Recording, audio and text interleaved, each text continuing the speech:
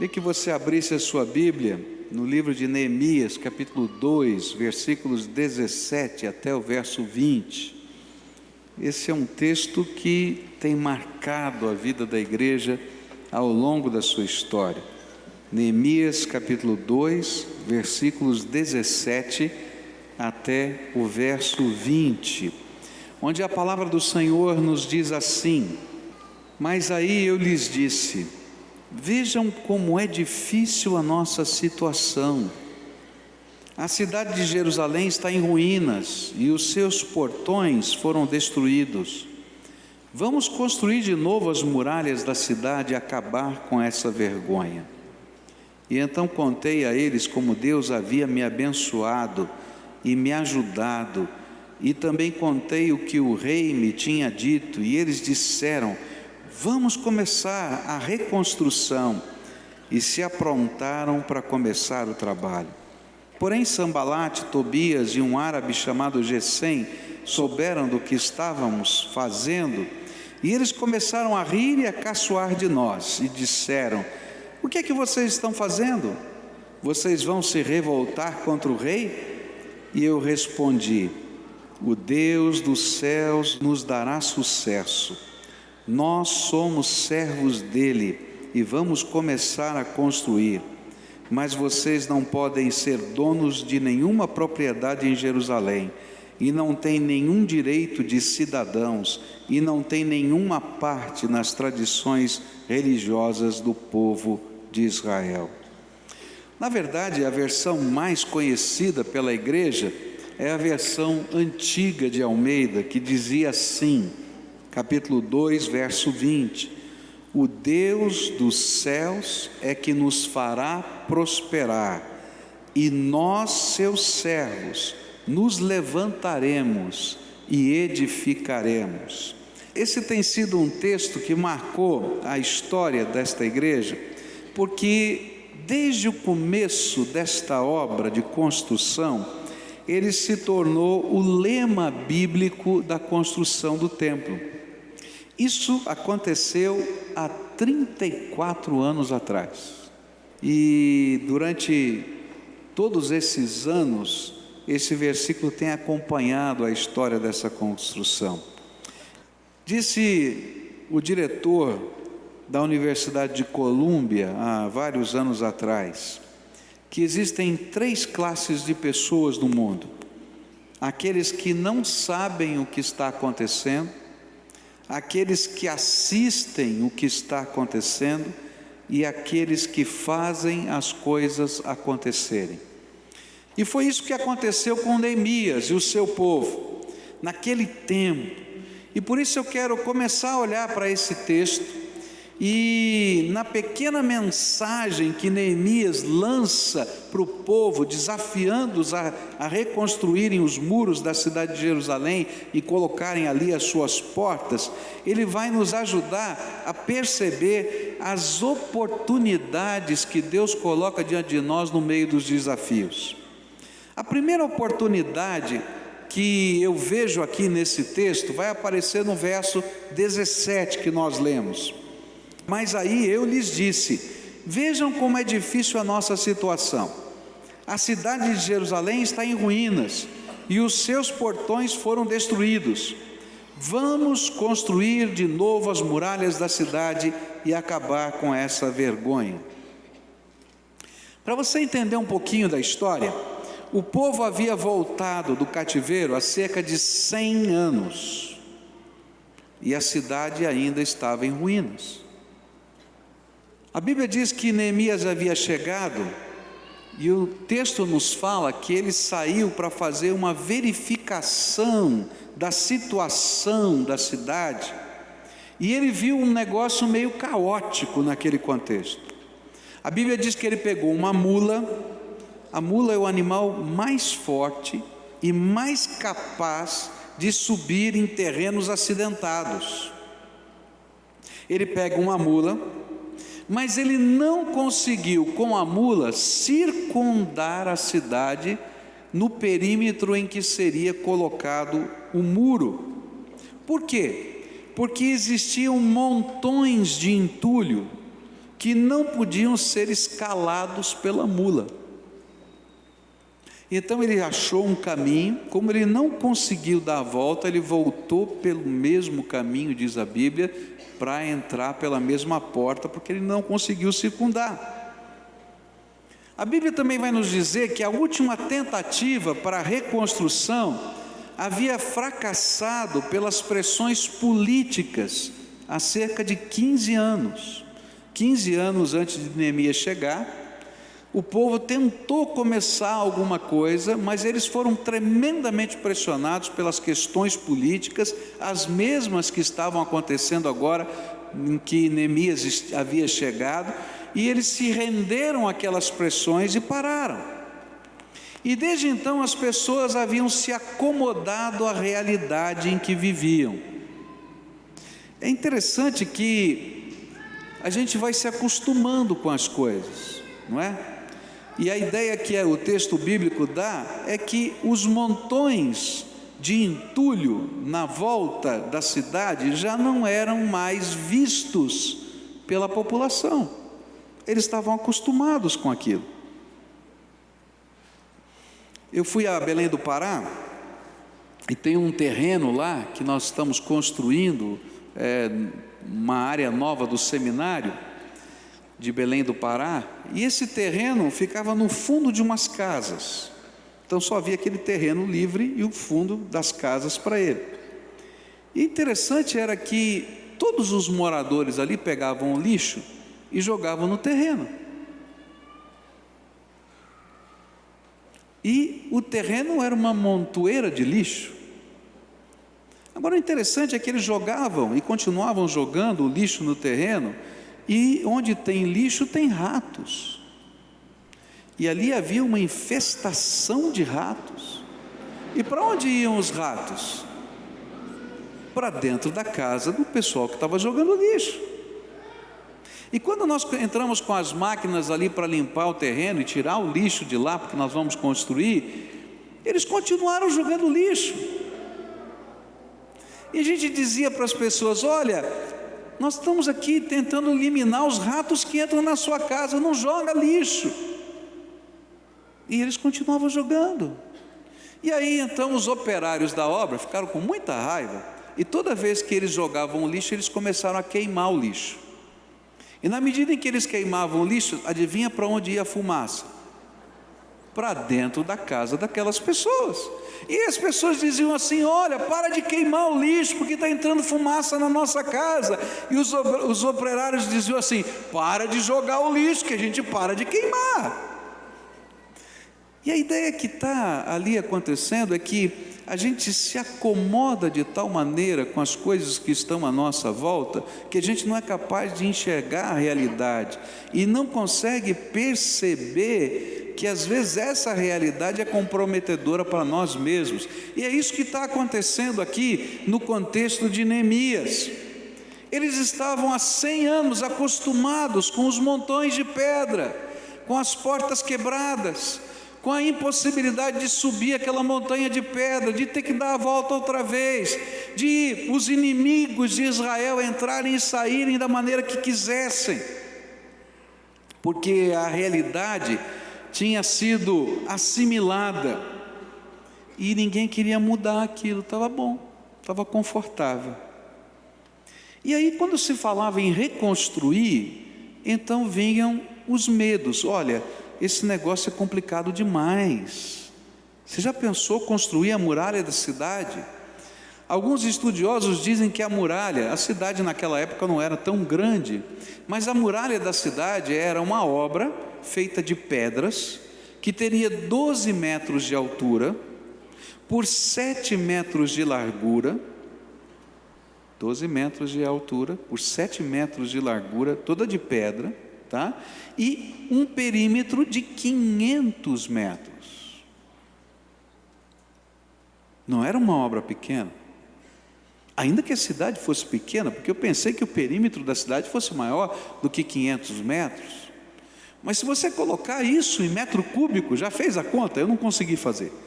Quem é bom de matemática, faça aí: 12 vezes 7 vezes 500 vai dar quantos metros cúbicos de pedra? E quantas toneladas seriam isso, sem nenhum guindaste, sem nada. E o povo olhava para aquilo e dizia assim: é uma obra difícil demais. E o entulho tinha que ser removido, porque ele estava no meio do caminho desse perímetro. Então, além de construir o muro, fazer o alicerce do muro, você tinha que limpar tudo aquilo. Você já pensou, se a mula não consegue subir no entulho? Devia ser uma coisa muito complicada. E alguém estava olhando para o tamanho das pedras e dizia: a pedra é pesada demais. E de repente, toda vez que eles se levantavam para fazer uma pequena iniciativa de melhoria, a oposição externa era tremenda, forte demais. E o pior, uma parte das lideranças locais, isso está na Bíblia, eram aliadas a Sambalate, Tobias e Gesem, os inimigos do povo de Deus. A Bíblia diz que eles passavam informações, e tudo que acontecia ali, que eles conversavam, que Neemias conversava, corria para lá, e estavam sabendo e faziam a contrapartida. E quando a gente pensa em fazer uma obra dessa, pensou um muro desse, quanto custaria para isso? E de onde viriam os recursos? Aqueles eram um povo, eles eram naquela época um povo pobre, oprimido. E quando a gente olha para esse cenário, a gente diz: não dá mesmo, o negócio é a gente ficar aqui no cantinho da gente e esperar mais 100 anos.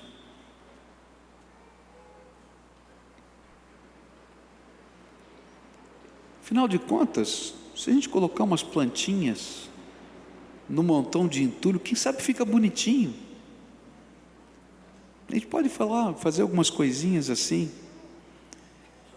mas de repente chega um homem que vem lá da capital da Pérsia, que era copeiro do rei, que anda 3 dias em volta de tudo aquilo, e dá uma oportunidade àquele povo de perceber a realidade com outros olhos. E aí ele vai dizer uma coisa que vai mexer com os brios daquele povo. Ele diz assim: esta é uma vergonha para nós, mas também é uma vergonha para o nome do nosso Deus. E aí ele desafia aquele povo: é preciso que os nossos olhos mudem para desejar acabar com esta vergonha.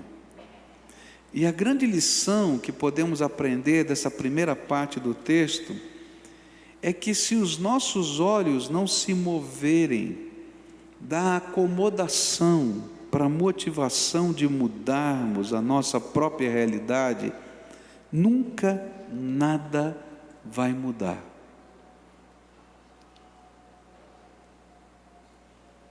Se eu olho para a minha realidade e eu me conformo com a minha realidade, nada vai mudar na minha vida.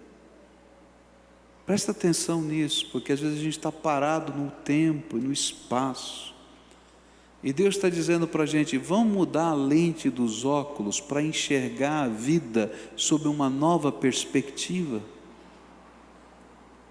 Mas quando eu começo a olhar com a perspectiva das oportunidades de Deus, é tremendo. Alguns anos atrás, chegou uma senhora, ela deve estar aqui no culto, que ela não perde um culto. Chegou uma senhora aqui na igreja, estava vivendo um momento muito difícil, muito complicado. Separada do seu marido, não estava trabalhando há muitos anos, era dona de casa há muitos anos, não tinha nenhuma perspectiva de sustento, dificuldades financeiras imensas, problemas para manter os seus filhos na sua tutela por causa disso exatamente. E eu me lembro quanto essa senhora chorava desesperada, porque parecia que não tinha oportunidade nenhuma na sua vida. Questão de algumas semanas atrás, ela veio aqui me dar um abraço, essa não é a primeira vez, para celebrar a bênção, mais uma bênção, porque aquela senhora foi estudar, prestou um concurso público, entrou no Banco do Brasil, e duas semanas atrás, ela veio aqui para a gente agradecer a Deus, porque ela recebeu uma promoção, e mudou de quadro, e porque Deus a abençoou. Queridos, quando a gente olha para a nossa realidade e se conforma com a nossa realidade, a gente vai permanecer naquela realidade 100 anos.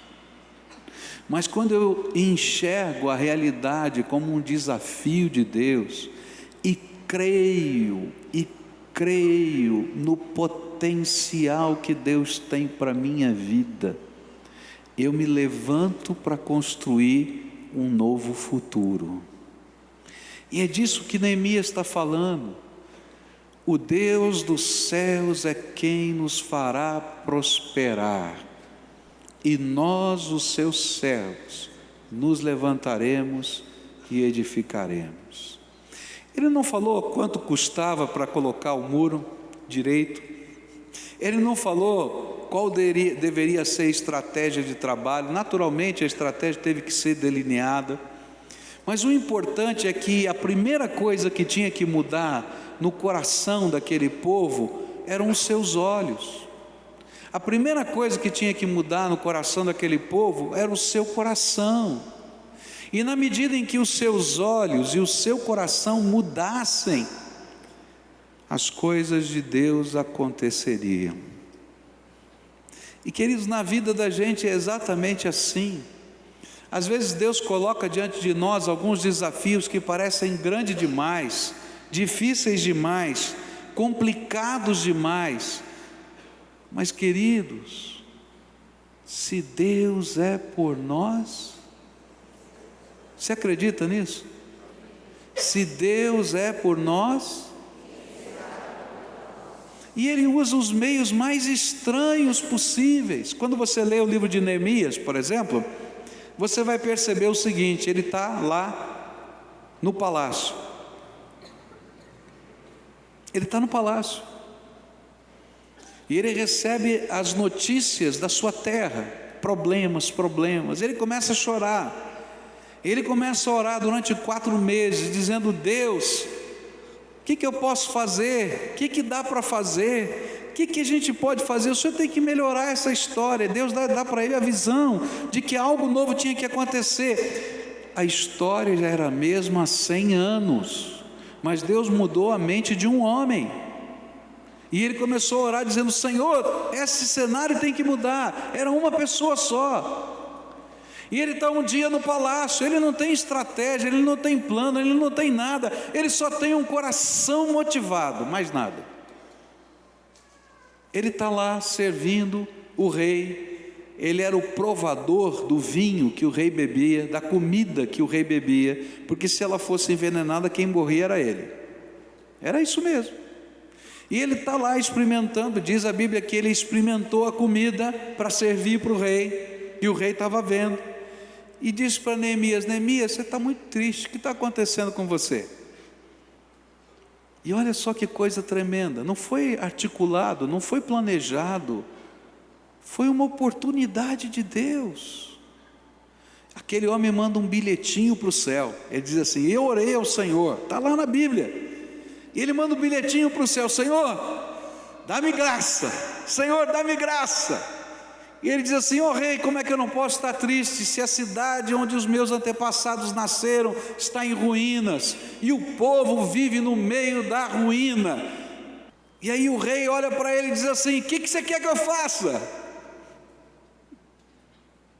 E aí então Neemias diz assim para o rei, que é um ímpio, diz assim para o rei: eu quero que o Senhor me mande lá com autoridade para ser governador daquele povo, para construir a cidade de novo. Eu quero que o Senhor abra as florestas, para que a madeira seja fornecida das florestas do rei, e que o Senhor me permita ficar lá até terminar o objetivo que foi colocado no meu coração. E o rei, que é um ímpio, é movido pela motivação desse povo, desse homem. E aí o Espírito Santo de Deus faz com que ele receba as ordens e ele seja mandado de volta para aquela terra. Você, na tua vida pessoal, vive uma série de desafios. Você tem uma série de batalhas, uma série de problemas. E se você colocar o óculos da acomodação, você vai olhar os seus montões de ruínas e vai se conformar com eles. E não vai mudar. Mas se você colocar os óculos daqueles que são capazes de enxergar um Deus que nos abençoa, é isso que significa o Deus dos céus nos fará prosperar, é que Deus pode abençoar e Ele pode nos ajudar a remover os montões de pedras. Eu não quero dizer para você que vai vir um trator do céu para empurrar essas pedras. Não, eles tiveram que pegar as pedras com as mãos. Mas o Deus dos céus os fez prosperar, e cada uma daquelas pedras virou parte do muro, e aquilo que era um problema virou uma bênção, porque Deus nos dá oportunidades no meio das batalhas da vida. E nessa manhã eu queria desafiar você a crer que você tem um Deus todo-poderoso que entra nas situações da tua casa, que entra nas situações da tua vida, que entra nas situações que te incomodam, das realidades que precisam ser mexidas dentro do lar, de progresso na tua vida, porque você está acomodado e Deus vai dizer: levanta, vamos começar alguma coisa, olha, eu estou te colocando graça, vamos lá. E quando vier o temor e o medo, porque o medo é paralisante, meus queridos, o medo é paralisante, a gente não faz nada quando a gente tem medo. Lembra disso, o Deus dos céus é quem nos fará prosperar, e nós, os seus servos, nos levantaremos e edificaremos. Nós vamos construir uma nova realidade, porque a graça de Deus está sobre nós. Então, tira o óculos da acomodação para colocar o óculos de uma santa motivação de vida, porque Deus é Senhor que intervém quando a gente dá os passos de fé. Por que 100 anos os montões ficaram lá? Porque eles não tinham coragem de dar passos ousados de fé.